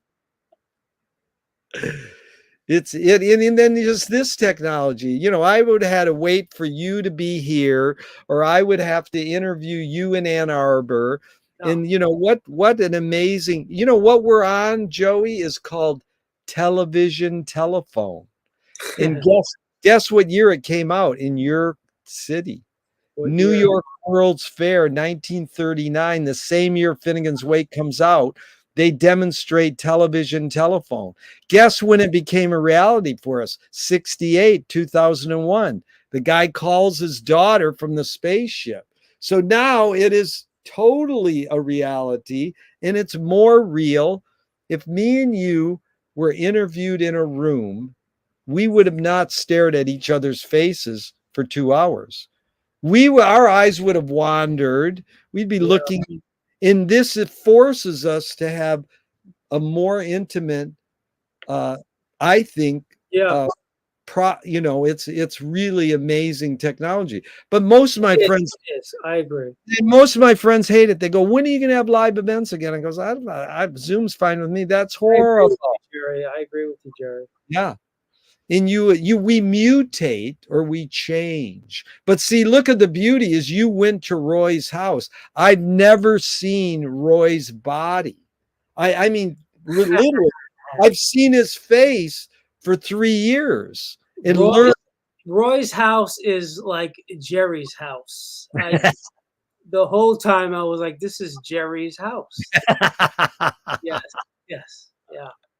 I love Roy and I love you, and then you at some point are going to be there. Yes. Yeah, come to Venice anytime, man. We're gonna have a ball, and I can't wait. We were in Western Mass, and my wife went to New York, but I didn't go. It's traveling's hellish for me. There is a filmmaker I want you to listen to, the podcast a couple days ago, Bill Brown. Okay, send me a link, please. Yeah, he was a superstar in Ann Arbor many years, and he's a nomadic filmmaker. Okay, he's sort of like Ross McElwee meets James Benning, but he's real, and he runs a film festival. You should enter. It's out in North Carolina. Jerry, before we go, can you tell me a little bit about that movie Awake? Because I loved it. You mean it's just me talking in front of my laptop? No, it's called Awake, and it's a different discussion with other people. It's called, on the title card, it says Awake by Jerry Fialka. Oh, you mean it's called, is it a feature film, The Brother Side of the Wake? No. How long is it? About 7 minutes and change. Is it M, with the letter M. It's 2 words with the letter M, but on the title card it says Awake. And it's different interviews. No, is it a pixel? Yes. What's in it? Just people talking and jumping around? Yes. With these. It sounds like face. Oh, the guy puts the mallets in his. It's either a couple of people. Yeah, no, that's either Birdie Beyond, or it's letter M, 2 M's. Oh, Mother Masons. Yes. Okay, it's called Mother Masons. Awake. Okay, no, this is it. It says Mother Masons, and then 96. No, then it's called Awake. That is Spike Lee influenced me because he called his films a joint. Wow. And a joint by. So I said, well, I'll call my films Awake. So it's just a way of saying a film. So all my films say Awake. Wow.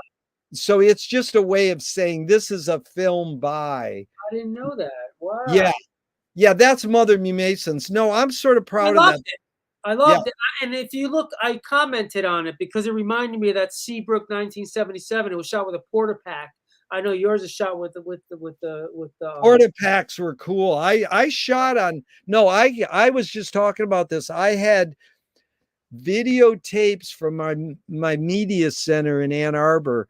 We had taped this Robin Williams appearance on Canadian TV on a reel-to-reel black and white video. Oh wow!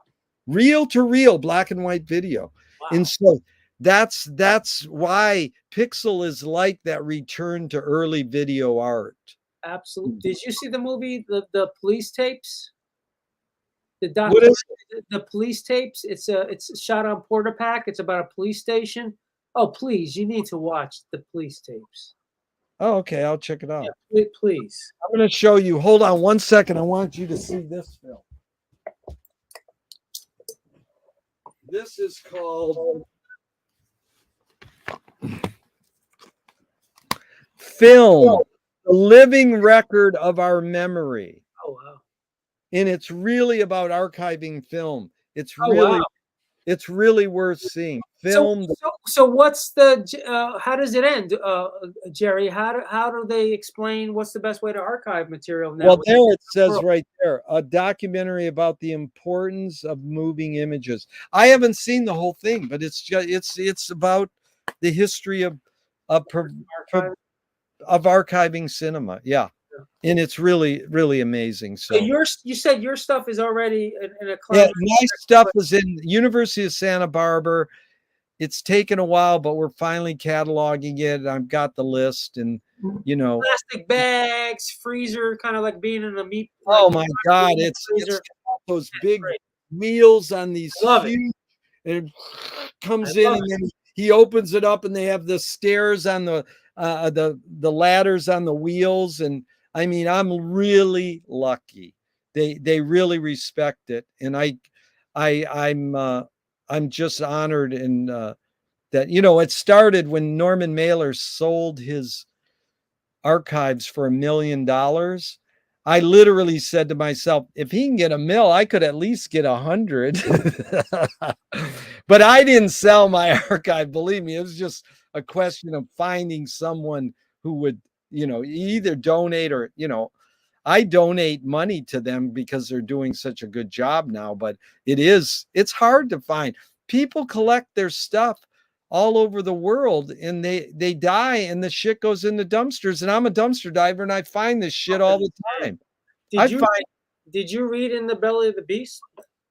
No, what is it? Norman Mailer. It was was it Jack Jack Abbott or Jack Henry Abbott?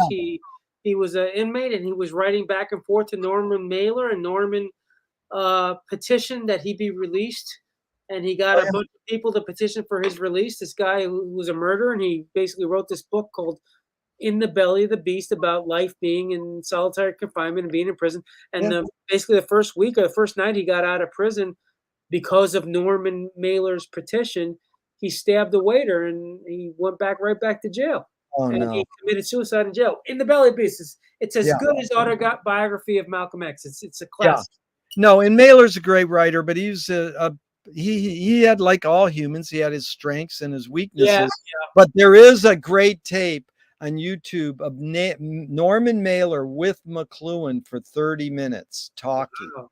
And it's funny because Mailer is so uptight, and Marshall's just like Mr. Cool. Yeah, okay. That's great. It's really beautiful because it shows you that we can be calm and sane about conversation, that we don't have to like, you're wrong, I'm going to convince you that it's like, I really resonated with you dissing Quentin Tortellini in our first part, because I like to hear that.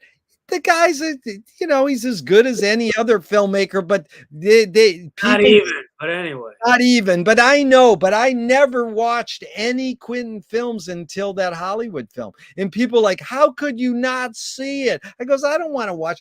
But it's just like Werner Herzog. People overrate him, but he is a great and important filmmaker in some ways, and in other ways, he tapped into being a brand.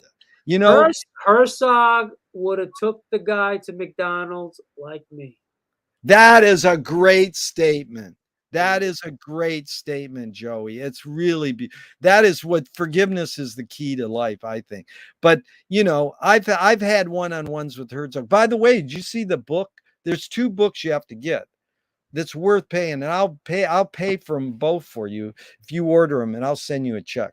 One is called Craig Baldwin, I Want to Live. It's this thick. I'll buy it. Just email me the names of these things. And then the other one is called Cinema Ann Arbor. It's all about the history of cinema in Ann Arbor is way beyond the film club. Wow. Wow. What was that thing you were talking about with Michael Moore, though? What were you saying about Michael Moore? Oh, Michael Moore. Yeah, because, he's from Flint, Michigan. He's on the board of Ann Arbor, I believe. Yeah. No, I think he just contributes. I don't know how much he advises them. But, you're right. But he's my age. When I went home from Ann Arbor one weekend, he was running the film festival series at the University of Michigan in Ann Arbor, the branch. Wow. And we talked. This is way before he was a filmmaker. And we talked, and he goes, what films do you recommend I show? And I just got turned on to Eraserhead, and I goes, you should show Eraserhead, man. That dude is out. That's the most out. So anyways, that was funny. And then years later, I introduced him at a bookstore in Santa Monica. but I really want to interview him. But he was basically appearing his last film, which was actually pretty good. It's about 6 or 8 years old now. What is this? It was something about what other countries do. So I forgot the title, but I can look it up. It was pretty good. You said it was good. It's good. I mean, it's just typical Michael Moore. It's good. I appreciate his films, but I know why people criticize him, but I appreciate him. And they're doing a Q&A at USC. The beautiful thing at USC is they have the filmmaker there speaking with the film, and it's like the best theater you could imagine. And they have really good Q&As. So in this age now, they can do the Q&As on the big screen on Zoom. And guess what? When you come out and talk in front of the movie screen, you're puny. The film image is dominant. Now the film ends and you come out and you're just little. It's not as impactful. He couldn't come because he gets his life threatened, and somebody threw a cup of hot coffee at him once, and his bodyguard got the coffee and burned himself instead of Michael. So he's got to have a bodyguard, to be a filmmaker like that. That's horrible. And so this is more powerful when their face is on the big screen doing Q&A. And one of the students said, "How has filmmaking affected you?" He goes, "It ruined me. It changed my life." He didn't mean it ruined him, but what he means is it's sort of like what you were saying, that filmmaking is hard, but somehow you have a drive to do it. Yeah. But it's like it tears you apart. It probably destroyed his marriage. Who knows? Whatever, and people say who worked on his film say he's an asshole or whatever, they say he's a dictator, like Frank. People go, "Oh, he's an asshole." I goes, "Dude, why? Was he an asshole to you? How do you know that?" Because people repeat it, because he's a visionary, and he says, "Here's my vision. I want you to do this." And then people go, "Well, you're a dictator." Did you see Blood in the Face? One of the earliest films he worked on. Blood in the Face. Write it down and watch it. It's one of the earliest films he assisted on. He worked on. Who's the he? Michael Moore worked on it. I forgot the main filmmaker, but it's called Blood in the Face. It's a classic, and anyway, Okay, check it out. You'll appreciate it. But anyways, I mean, it's easy. One of my friends in the industry, I says, "What do you think of Michael Moore?" This was 20 years ago. He says, "He's fat." I goes, "What does that have to do with it?" I mean, come on. But it is people's image, they, like I love Preston Sturgis, and I love filmmakers like that, but they might have done weird things. Like my friend who teaches cinema online to students, he's taught online for 20 years and in classrooms, film teacher. He can't teach Woody Allen. Why is that? Because his students will complain. They go, my professors teach. Dude, get over it. Wow. Birth of a Nation is the first feature film in America. If you teach it, Odessa Steps, you can get. Oh, wait a minute. You know about the Odessa Steps? This is Battleship Potemkin. My apologies. Potemkin. Do you know that Alice Guy Blanchet, a woman who was making films in the time George Méliès was making films? What's her name? Ethel? Alice Guy third word Blache.